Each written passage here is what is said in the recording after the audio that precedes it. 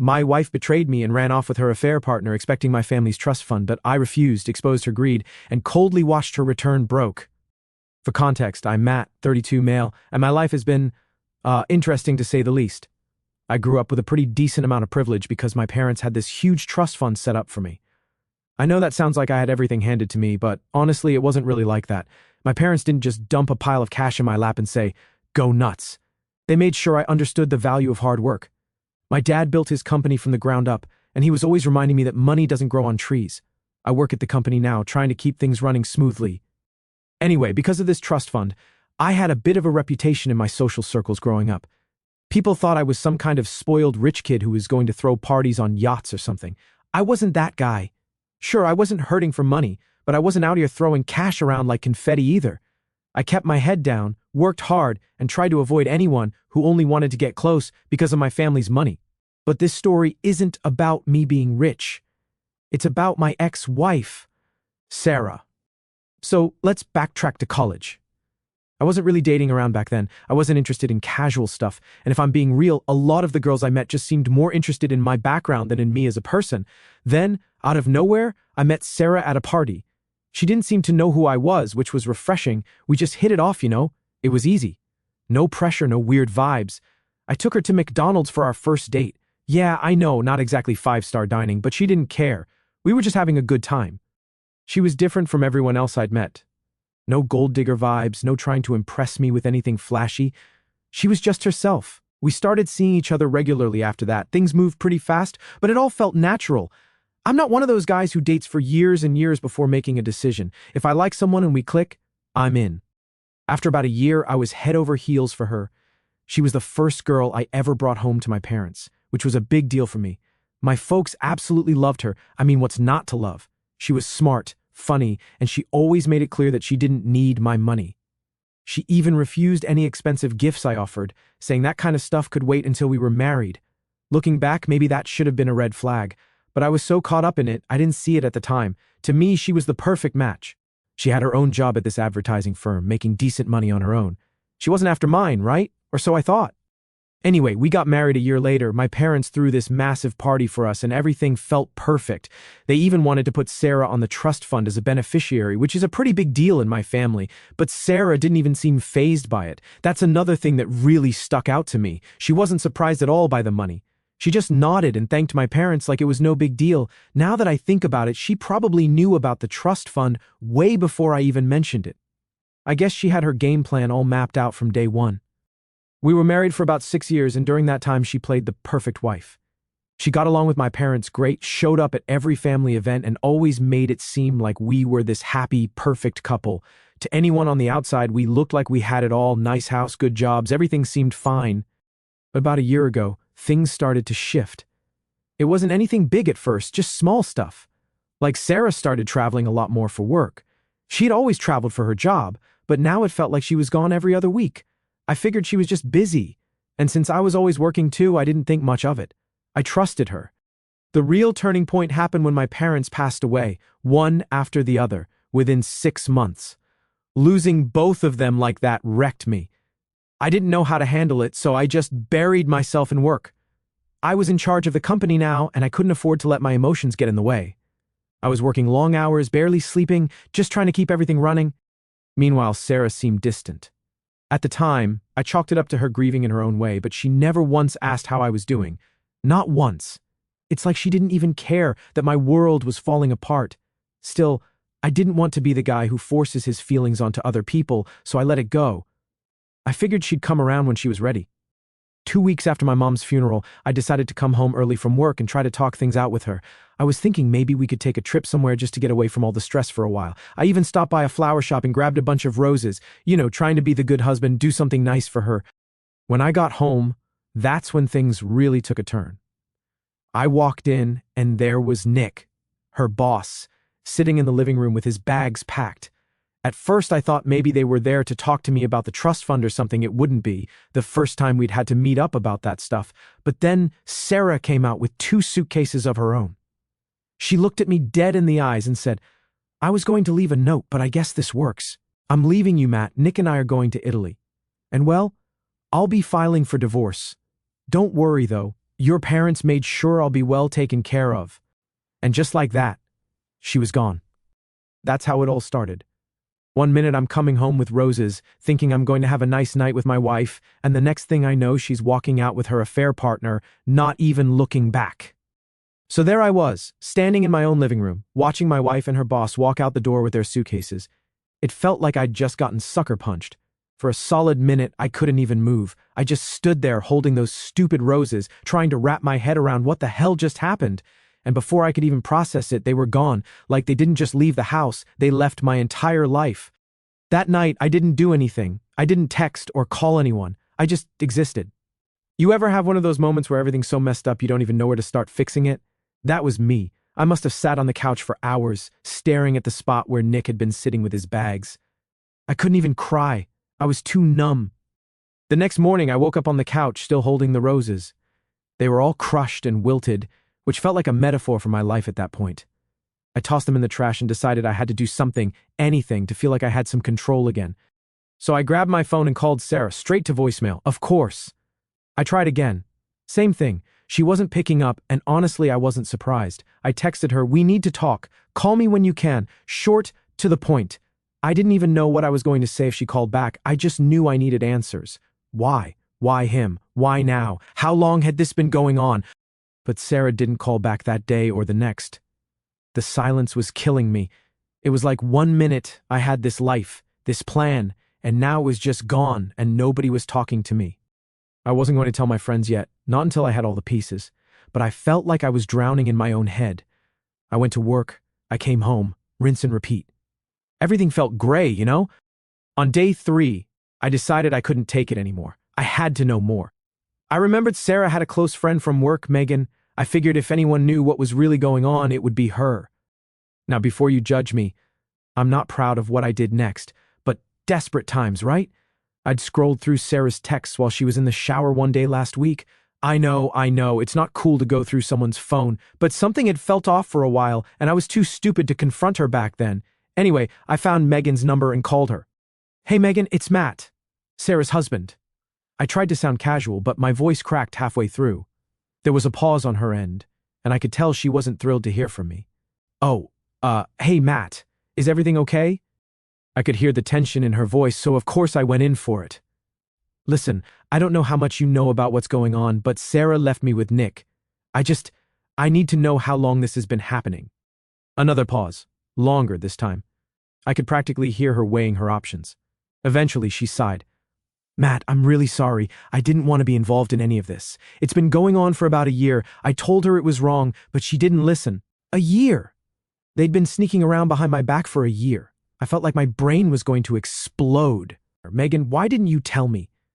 I tried to keep my voice calm, but I was losing it. I thought you were her friend." She sighed again. "I am her friend, Matt, but it's complicated. Sarah and Nick, I don't know. She told me she wasn't happy anymore. She said you were always at work and that she needed something different." Different? What the hell did that even mean? We had a good life. A great one, even. I was doing my best to make sure our future was secure, and apparently that wasn't enough for her. My mind was spinning, but I forced myself to stay on the phone. "And what about the trust fund?" I asked, my voice tightening. "Was that part of the plan too?" Megan hesitated. "I don't know all the details, but yeah. She mentioned it once or twice. She thought she'd be set, even after the divorce." I hung up after that. I didn't need to hear anymore. A year, an entire year of my life wasted on someone who didn't even care enough to be honest with me. And now she thought she was just going to walk away with a chunk of my parents' money? No way. The next few days I started making calls, first to a lawyer. I needed to figure out what my options were. If she thought she was going to get anything from that trust fund, she was sorely mistaken. My parents didn't build that for her to go live out some fantasy with her boss. The next call was to my parents' financial advisor, Alan. I explained everything, and Alan, being the no-nonsense guy he is, reassured me that Sarah wasn't entitled to a damn thing. The trust was set up in a way that it couldn't be touched by anyone except me, me and whoever was managing it at the time. And guess what? I was still in control. That bit of news was like a light at the end of the tunnel. I wasn't totally screwed after all. Sarah and Nick could live it up in Italy all they wanted, but when they got back, they were in for a rude awakening. By the end of the week, I had a plan. I wasn't just going to sit around and let her walk all over me. I met with a lawyer, went through the paperwork, and got everything set in motion. If Sarah wanted to fight, I was ready to give her one. I was tired of playing the victim in my own life. But as I was putting all the pieces together, something weird happened. My doorbell rang. Not the non-stop ringing from before, just a single chime. I opened the door expecting a package or something, but it was Nick's wife, Hannah. I didn't know what to say at first. What do you say to the woman whose husband is sleeping with your wife? But before I could say anything, she stepped inside looking just as wrecked as I felt. "We need to talk," she said, her voice low and steady. "I know what they've been doing, and I think we can help each other." All right, so picking up from where I left off, Hannah showed up at my place looking just as wrecked as I felt. I didn't know what to say. What do you even say to the wife of the guy your own wife ran off with? "Hey, sorry, my wife's a cheating liar too?" But before I could open my mouth, she came in like she owned the place and just said, "We need to talk." We both stood there in awkward silence for a minute before she dropped onto my couch like she'd been here 1,000 times. Honestly, I wasn't in the mood to talk to anyone, but I was curious to hear what she had to say. She looked pissed, but there was something about the way she sat there. Like she wasn't just mad, she was determined. So she looked me dead in the eye. "I know what they've been doing, Sarah and Nick. I figured it out a few months ago. I didn't want to believe it, but now I have proof." She said it like it was just a fact, like it was no big deal that our lives were falling apart because of these two idiots. I just kind of nodded along, still trying to wrap my head around everything. I asked her how she found out, and she told me about how Nick had started coming home late, making excuses about work, the usual story. But then she saw some weird charges on their joint credit card, fancy hotels, dinners at restaurants they'd never been to together. When she confronted him, he brushed it off, said it was all business stuff. But Hannah wasn't stupid. She dug deeper, went through his phone, his emails, and that's when she found everything, photos, texts, all the evidence she needed to know that Sarah and Nick had been sneaking around behind our backs for months. She showed me some of the messages on her phone. They were disgusting. Nick going on and on about how passionate their relationship was and how Sarah understood him in a way no one else did. The guy was delusional. Meanwhile, Sarah was complaining about me working too much, saying she felt neglected. It was like reading the most cliché romance novel, except this one was ruining my life. I just sat there in shock. A part of me wanted to ask why Hannah hadn't told me sooner, but I knew the answer. Who wants to admit their partner is cheating on them? And honestly, would I have been ready to hear it before all this went down? Probably not. After a few minutes of silence, Hannah looked at me and said, "We need to do something. They can't just get away with this." I could see the fire in her eyes, and for the first time in days, I felt a little spark of something too. Maybe anger, maybe relief that I wasn't going through this alone. But whatever it was, I was on board. We started talking about what we could do. She already had her lawyer involved, and I was in the process of getting mine, but it wasn't just about divorce. We both knew Sarah and Nick were expecting to come back from their little vacation and live the high life. They thought they could just ditch us and walk away with everything, but no, I wasn't going to let that happen. I told Hannah about the trust fund, how Sarah thought she'd still have access to it. She laughed, not in a funny way, more like an "are you kidding me" kind of way. That's when I realized Hannah wasn't just upset, she was ready for war. "I don't care what it takes," she said. "They're not getting away with this. We need to hit them where it hurts." She started talking about all the things we could do legally, and man, she was sharp, way sharper than I expected. She already had a plan forming in her head, and it was clear she wasn't just out for revenge, she wanted justice. We spent the rest of the afternoon going over every detail, every document. She wanted to make sure that when Nick and Sarah came back, they'd have nothing waiting for them but consequences. She even talked about digging into Nick's business finances, seeing if there was anything shady going on there. I hadn't even thought about that. By the end of it, we had a solid plan. It wasn't just about getting divorced and moving on. No, this was about making sure they didn't get a single dime from us. They'd already taken enough. I wasn't going to let them take more. Before she left, Hannah turned to me and said something that stuck with me. "They think they're smarter than us. They think they can just waltz back into our lives and we'll roll over. But they're in for a surprise. We're not going to make this easy for them." And she was right. I was done being the nice guy. I was done sitting around waiting for things to happen. This was my life, my future, and I wasn't going to let them walk all over me anymore. After Hannah left, I sat there for a while just thinking about everything that had happened, thinking about the future. I wasn't sure where this was all going to lead, but for the first time since Sarah walked out, I felt like I had a little bit of control back. I wasn't just the guy who got left behind. I was going to take charge of this situation. I didn't have all the answers yet, but I knew one thing: Sarah and Nick had messed with the wrong people. They thought they could pull one over on us, but they were about to find out just how wrong they were. So yeah, that's where things stood. I had a plan. I had some backup in the form of Hannah, and for the first time in a long time I felt like maybe, just maybe, I'd come out of this mess in one piece. And honestly, that felt pretty damn good. So after Hannah and I got everything in place, things started moving pretty quickly. I met with my lawyer the next day, and honestly it felt good to just get all of this off my chest. Up until then, everything had felt bottled up inside me, but now that we had a plan, it was like I could finally breathe again. Not saying I was totally fine, but at least I wasn't just sitting around feeling sorry for myself anymore. I had direction.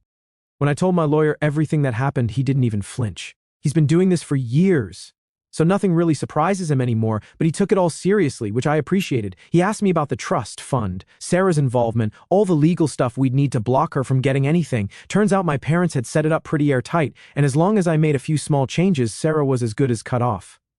I felt a weird sense of relief hearing that. I guess a part of me had been worried she'd find some loophole, but the lawyer assured me that wouldn't happen. Still, knowing she wasn't getting a penny didn't make the situation any less messy. There was still the whole emotional wreckage to deal with. It's not like I could just flip a switch and stop caring. I mean, yeah, Sarah betrayed me, but she was still the person I thought I was going to spend the rest of my life with. It's hard to just turn that off, but the anger, that was burning strong. And every time I thought about Nick, it just made me want to tear the whole thing down even more. But enough about that. After the meeting with my lawyer, I called Hannah. We agreed we needed to stay in close contact so we could keep tabs on what Nick and Sarah were up to. I didn't want to become obsessed with it, but let's be real. If they were planning something shady, I wanted to know. So we started exchanging texts pretty regularly, just updating each other on any new developments. And then the waiting started. You ever have one of those moments where you know something big is coming, but you have no idea when it's going to hit? That was me for the next few days. I knew Sarah and Nick were still in Italy, living it up like nothing was wrong, while I was here trying to piece my life back together. It pissed me off, but I tried not to dwell on it. I went to work, kept my head down, and just focused on getting through each day. But every time my phone buzzed, I'd get that little jolt of anxiety, thinking maybe it was Sarah finally reaching out. Spoiler, she didn't. But Nick did. Yeah, I wasn't expecting that either. It was a Thursday afternoon. I was sitting in my office trying to focus on some reports when my phone buzzed. I looked down and saw Nick's name pop up. At first, I thought it was some kind of sick joke. Why would this guy be calling me? Did he accidentally dial me or something? I almost didn't pick up, but curiosity got the better of me. Hello, I answered, trying to keep my voice steady. There was a pause on the other end. Then Nick's voice came through, all casual like we were old buddies. Hey, Matt, man, I just wanted to, clear the air between us. Clear the air?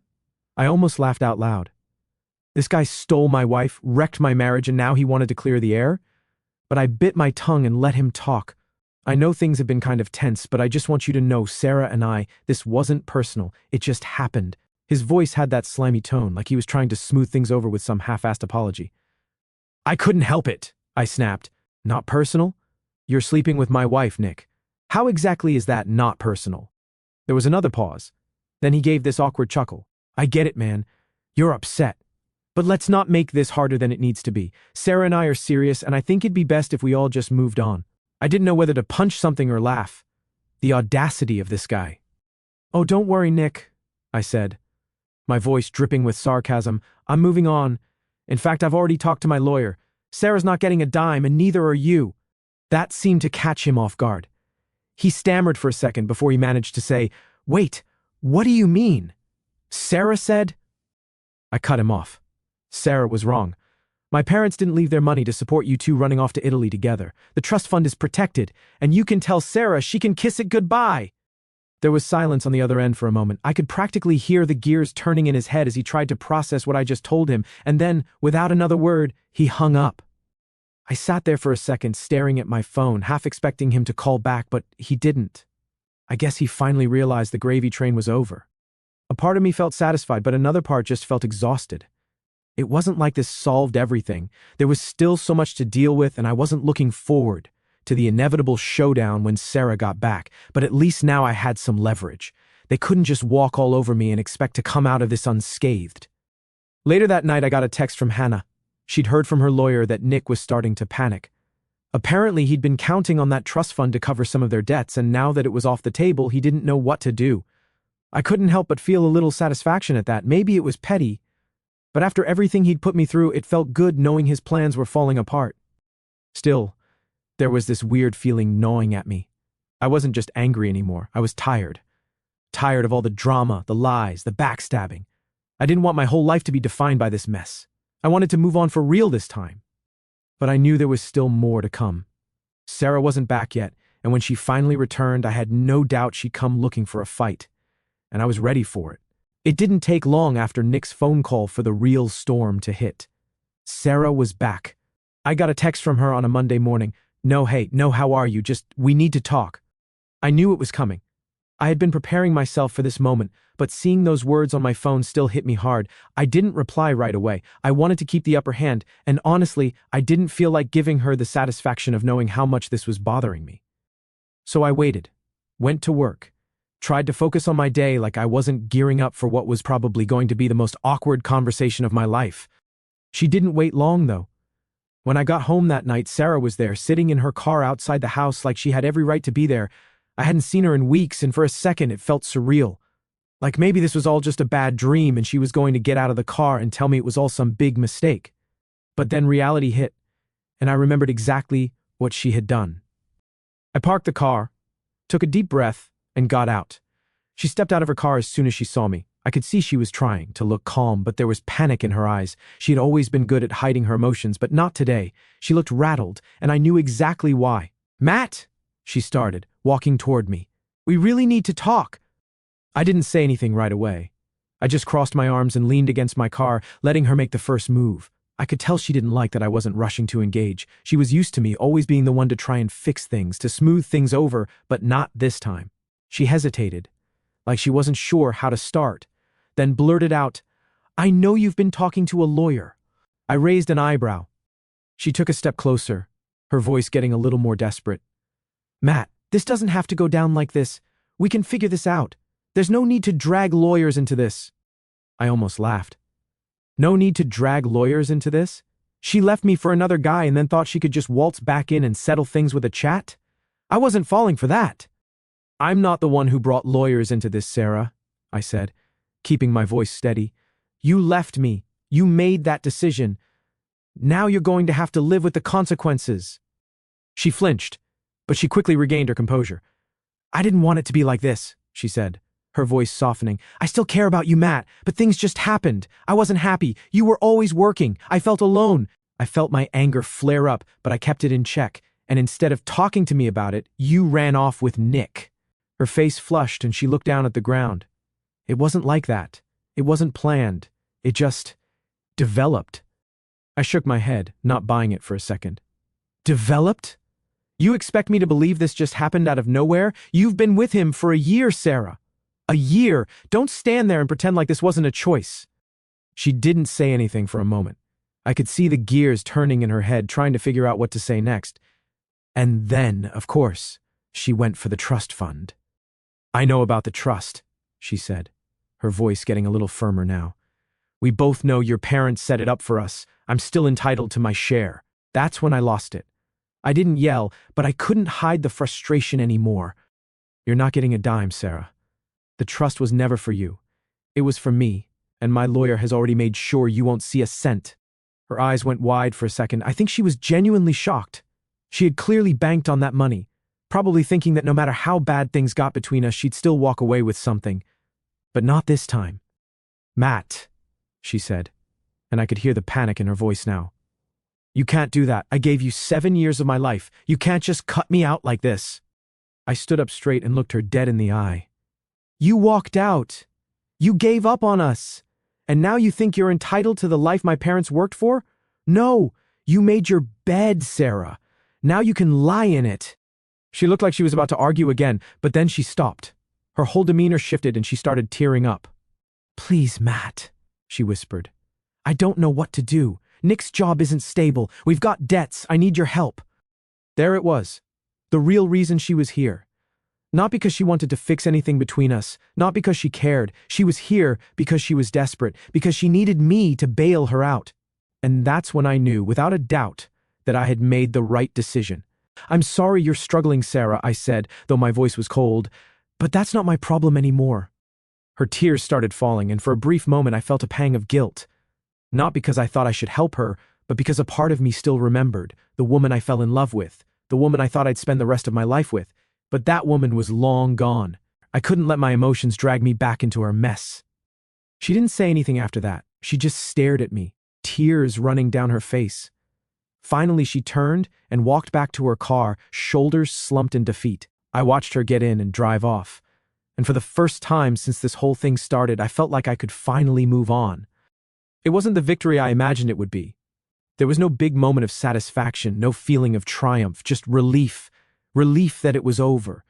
Relief that I could finally close this chapter of my life and start thinking about what came next. And as I stood there watching the taillights of Sarah's car disappear down the street, I realized I didn't need anything from her anymore. Not her apology, not her explanation, nothing. I was done. Finally.